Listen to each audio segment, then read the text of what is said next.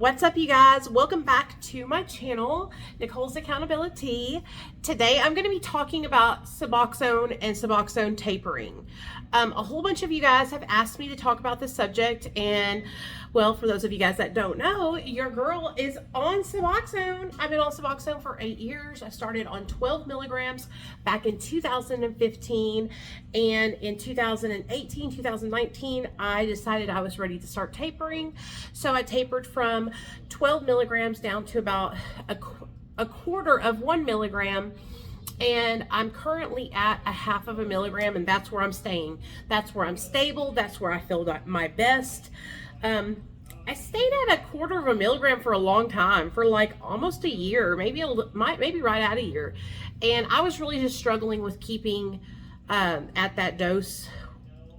Especially during the summertime months now, like I was sweating and getting sweaty, and to where I was like not sweating from the dose, but like I felt like my dose was leaving my body pretty quickly. So yeah, I was in withdrawal, so the half a milligram really makes me feel stable, and that's where I'm at. So I'm going to share with you guys how I knew I was ready to taper and what I did to taper. And this is not medical advice. This is just me sharing with you guys what worked for me. Okay. So please remember that I'm not a doctor. I'm not trying to be a doctor. I'm just trying to support you guys and give you guys some tips and tricks and things that have helped me along the way. Sorry, I had to change. That's better. Okay, some tips and tricks and some things that have helped me along the way in my journey in recovery with MAT treatment. So let's get into it. So I started on 12 milligrams in 2015, and I didn't start on 12 milligrams. They started me on 8 milligrams, and 8 milligrams wasn't holding me. Every day I would end up taking 4 more milligrams, right? And so I went to my doctor because, I was running out of my medication early. And I was like, hey doc, I'm running out of my medication early because I keep taking 4 more milligrams. And he said, why don't we just up your dose to 12 so that way you don't feel tempted to take more, which all doctors should be like this.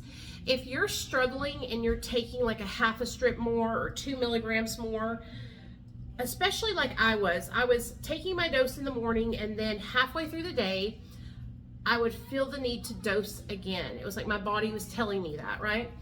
And so in that situation, what I started doing was I would dose 8 milligrams in the morning, 4 milligrams in the afternoon, which I call split dosing. And so your doctor would call it split dosing too. And so my doctor said, that's a great thing to do. Just don't dose more than 3 times a day, because then you start getting into territory where it's kind of like an addictive behavior where you're like just dosing pieces of Suboxone all throughout the day. So as long as I stayed to 2 doses a day, he said that would be fine. And so that's what I did. I would dose 8 milligrams in the morning and 4 milligrams in the afternoon. That's how I got to 12. So I stayed at 12 milligrams for, it was 2019, because I had just met Dr. B in 2018, and it was a year after I got to know Dr. B, I decided that I wanted to start trying to taper. Now, I want to be honest with you guys. A lot of the reasons why I started tapering was because I was being shamed for being on subs. And that's fucking bullshit. Nobody should ever shame you for your recovery pathway. If Suboxone is what works for you, Suboxone is what works for you. People can shut the fuck up. You know what I mean?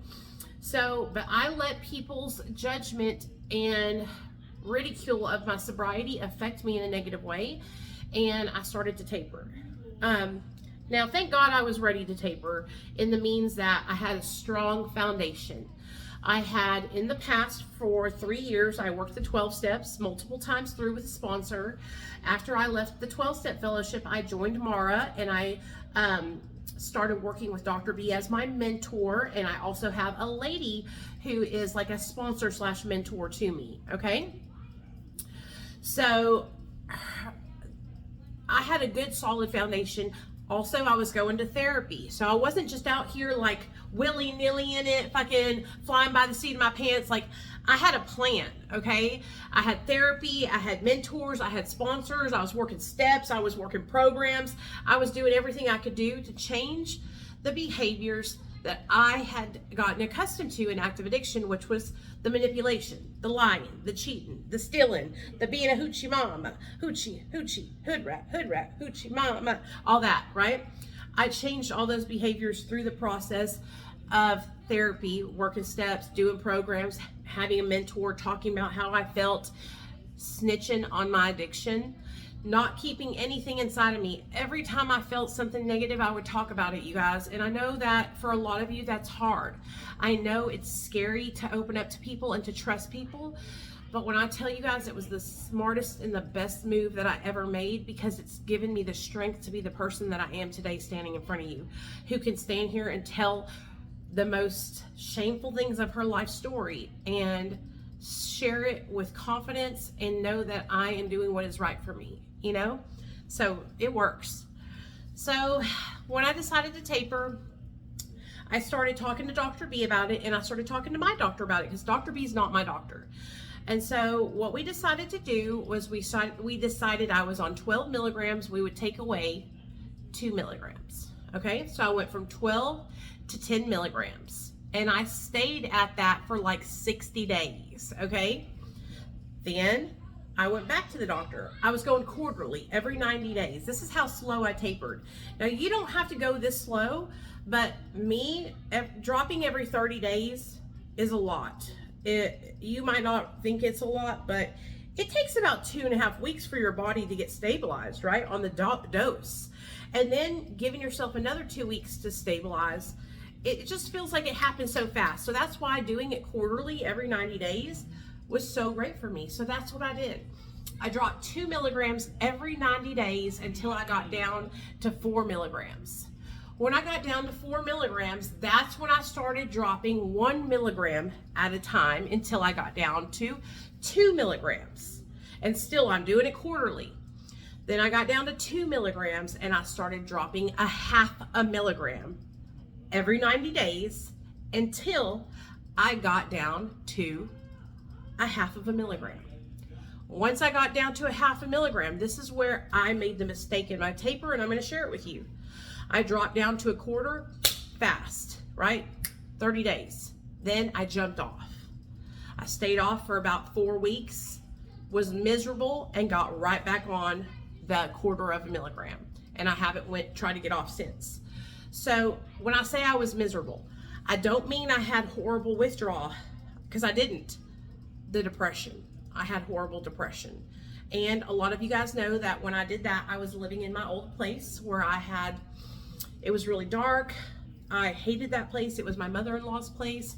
I felt like she was controlling me through that house, y'all. Yeah. I like her mother-in-law, octopus tentacles were coming through the house and just like suffocating me, okay? So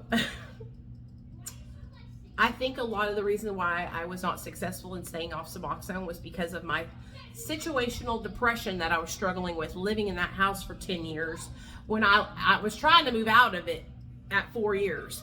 So I stayed in it 6 more years, complaining all the time about how miserable I was. And if you watch some of my older TikToks, I talk about how depressed I was. I was crying all the time. And now I'm a lot more bright. My mother-in-law even said something to me yesterday at July 4th. She said, "You've been getting out more. I'm so glad you're coming to the 4th of July fireworks with us." Because the last 2 4th of Julys, y'all, I stayed at home and slept through the fireworks. That's fucking depressing, you know? And it was because I felt like fucking shit. And so, anyways, I felt like shit because I was depressed. I was on these mental health medications. That's a video for another day. So, I'm telling you all this to tell you, you see how slowly I tapered. I only dropped 2 milligrams every 90 days until I got down to 4 milligrams. Then when I got down to 4 milligrams, I dropped 1 milligram every 90 days until I got down to 2 milligrams. Then once I got down to 2 milligrams, I dropped a half of a milligram every 90 days until I got to 0.5 milligram. Then when I got to the 0.5 milligram, I dropped down to 1/4, and then I jumped off too quick. I should have done it every night. I should have went from 1/2 to 1/4, stayed at that for 90 days. Then I should have went even tinier and done 1/2 of 1/4 and done that for 90 days and then jumped off. But I can't go back and change it. All I can do is redo it when I decide to do it again. And I'm still deciding whether or not I'm going to do it again. But I wanted to share with you guys. I truly believe that's why I was able to be successful and not like relapse and die, is because I did it so slowly. It's OJ. Yeah, will you answer it real quick? Yeah. Hold on, OJ. Here you go. That's why I was able to not like go back on drugs or relapse. Because I took it really, really slow and I listened to my body, and you need to do the same. So again, let me go through this really quickly for you guys so you guys can write it down. I was on 12 milligrams. I took away 2 milligrams every 90 days till I got down to 4 milligrams.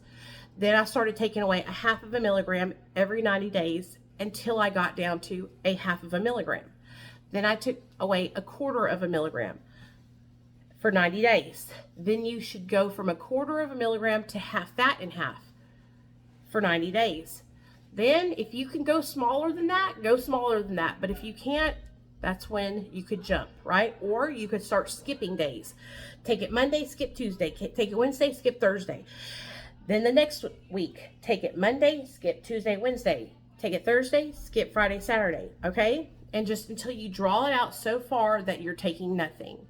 Remember, this is not medical advice. I'm just sharing with you guys some things that I've tried that have helped me, that made the withdrawal process not hard at all. The part I had problems with was my mind. And it was because I wasn't in a good mindset when I tapered. I was chronically depressed. So I know it's all loud. You can hear my son and my husband just got home. I hope you guys get something out of this video. I hope it helps you. Whatever you do, just listen to your body. Don't let anyone else fucking shame you or pressure you into getting off medication until you're ready. And guess what? You don't have to get off your medication. You can stay on Suboxone for the rest of your life if you want to. As far as I know, I'm a lifer. If I decide to change my mind, I'll let y'all know. But I'm happy where I'm at. I'm the happiest I've ever been in the 8 years that I've been sober. And I get emotional because it's taken me this long to get to this point. It's taken me 8 years to get to a point where I'm not depressed, where I'm not struggling. And I could have figured all this out if I had have went ahead and gotten a good doctor that would have listened to my concerns.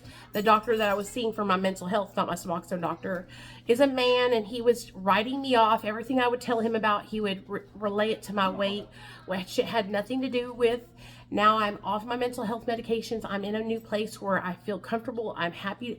I love the house I live in today.